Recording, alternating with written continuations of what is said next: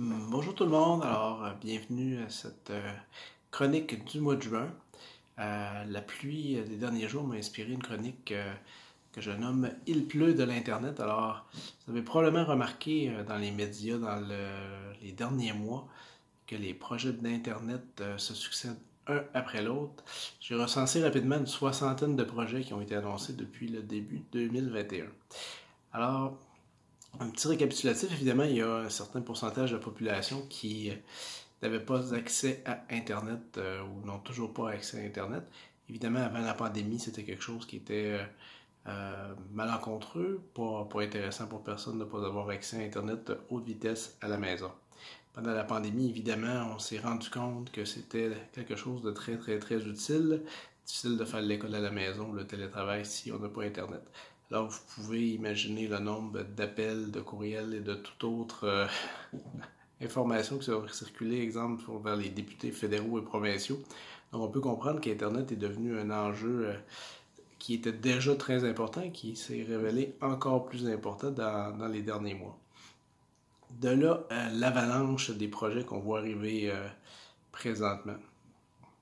Le Québec s'est engagé à régler la majeure partie des problèmes, donc il va rester une petite poche là, de quelques dizaines de milliers de personnes qui n'auront toujours pas accès, suite aux projets qui ont été annoncés qui devraient se terminer en septembre 2022, donc juste en temps pour les élections provinciales. On parle d'un budget là, de plus de 800 millions, donc c'est quand même très, très, très important. Ces argents-là ont été donnés à des grandes compagnies de télécom au Québec, donc 5-6 joueurs principaux. Au fédéral, on a un objectif qui est un petit peu plus nuancé, donc on veut brancher 98% des foyers d'ici 2026 et 100% pour 2030. Donc, ils ont des objectifs qui sont un petit peu plus lointains. Ce qui est surprenant dans tous ces projets-là, c'est évidemment les montants d'argent qui sont engagés. Donc, en milieu un peu normal, on peut s'attendre à ce qu'une connexion, une installation de la fibre optique pour une connexion d'Internet coûte en moyenne 1500 à 2500 dollars par foyer. Donc, les projets qu'on annonce, on est plus dans les environs de 6, 7 à 8 000 dollars en moyenne par foyer pour installer l'Internet haute vitesse. On a même vu des projets jusqu'à 15 000 dollars par foyer. Donc, ça commence à être quand même très élevé. Évidemment, on est un petit peu surpris que ces projets-là, qui sont des subventions là, à 90 ou 95%, aient dans les mains des grandes entreprises de télécommunications. Évidemment, les plus petites ne sont pas contents de cet état de fait. Ce qui arrive, dans le fond, c'est que le gouvernement, voulant aller tellement rapidement, doit se remettre à des entreprises qui ont des capacités d'installation, de main-d'œuvre et autres importantes. Et évidemment, les plus petits joueurs ne seraient pas en mesure de réaliser tous ces projets-là dans les délais que le gouvernement voudrait les faire. Donc, le gouvernement, avec la hâte de régler le problème, est un petit peu les mains attachées et doit s'en remettre aux grandes compagnies de télécom. La question que ça amène, toute cette frénésie et la course à Internet haute vitesse, deux choses. Premièrement, la propriété de ça. Donc, et la deuxième, c'est les prix. Donc, on peut régler les prix en partant. Le gouvernement demande aux compagnies de s'engager à offrir le service, peu importe où vous êtes dans le fin fond de rang, au même prix que la ville-centre la plus près.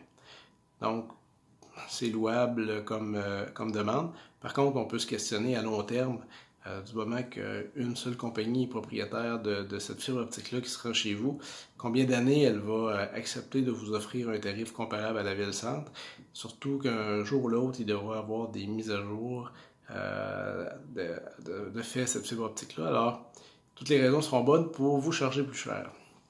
Donc, à long terme, il y a probablement une problématique qui va se poser un jour sur le prix. Évidemment, si on revient à la propriété, le gouvernement, dans sa hâte, veut évidemment régler le problème et subventionne cette fibre optique-là à différentes compagnies. Elle leur donne la propriété tout simplement, donc très, très, très rapidement. Alors, il y a d'autres modèles qui auraient pu être envisagés, qu'on a vus dans d'autres pays. Un, entre autres, que le gouvernement aurait pu être propriétaire lui-même de cette fibre optique-là. Donc, le gouvernement a la fibre qui passe en avant de chez vous et gentiment offre à toutes les compagnies du secteur de louer, dans le fond, du gouvernement la fibre pour vous rendre le service chez vous. Donc ça a eu l'avantage, évidemment, de rester la propriété du gouvernement et d'amener une potentielle concurrence dans le fin fond de tous les rangs comme tel et d'ouvrir la compétition à plus de joueurs possible. Évidemment, il faut que le gouvernement soit organisé pour gérer cette fibre-là. Évidemment, qui va la construire? Donc, on revient au point de départ où les gouvernements, dans la panique d'installation d'Internet haute vitesse, ont été pour la solution la plus rapide, qui est à dilapider un peu nos fonds publics. Une autre solution qui aurait pu exister, qu'on a vu encore dans d'autres pays, c'est d'obliger, dans le fond, la séparation des entreprises pour recevoir des subventions. Quand on parle de séparation, ça veut dire que une entreprise qui reçoit des fonds pour installer du câble de fibre optique devrait être une entreprise qui exploite des réseaux et les revend à d'autres et non pas quelqu'un qui vend directement à un client. Donc, on prend un exemple de Bell Canada. Bell Canada devrait se scinder en deux, avoir une partie, dans le fond, qui est propriétaire d'infrastructures qui revend à d'autres entreprises et la compagnie qui, elle, vend directement les services aux clients, qui devrait acheter de la compagnie qui est propriétaire de l'infrastructure, dans le fond, louer la capacité qu'elle a besoin. Évidemment, si on a deux compagnies séparées, les deux vont chercher à faire des profits, les deux vont avoir des actionnaires différents, et à ce moment-là, la compagnie qui est propriétaire de l'infrastructure va essayer de louer son infrastructure à plus de gens possible, et ça va amener de la concurrence comme telle dans le fond de chaque rang. Malheureusement, ce n'est pas la formule qui a été privilégiée au Canada. On a vu ça dans d'autres pays, ça aurait pu être une bonne formule. L'autre chose, c'est la dernière formule possible, ça aurait été celle de vraiment obliger, dans le fond, une concurrence sur ces câbles-là, même s'ils sont la propriété d'un seul joueur. Alors, c'est plus ou moins clair dans ce qu'on entend. En théorie, il devrait y avoir une concurrence, mais tout ça, ça reste à voir. Malheureusement, je n'ai pas réussi à mettre la main sur aucun contrôle document là, qui explique comment ça va se passer, dans quel délai et de quelle façon. Donc, ça sera probablement difficile d'avoir accès à cette fibre optique-là une fois que les compagnies l'auront installée et que l'argent aura été donné par le gouvernement. Alors, ça résume un petit peu la saison de la pluie de fibre optique et d'Internet qui s'abat sur le pays présentement. Alors, on est bien content pour ceux qui vont avoir le service ou qui l'ont eu dernièrement. Évidemment, on est tous conscients que c'est très, très important.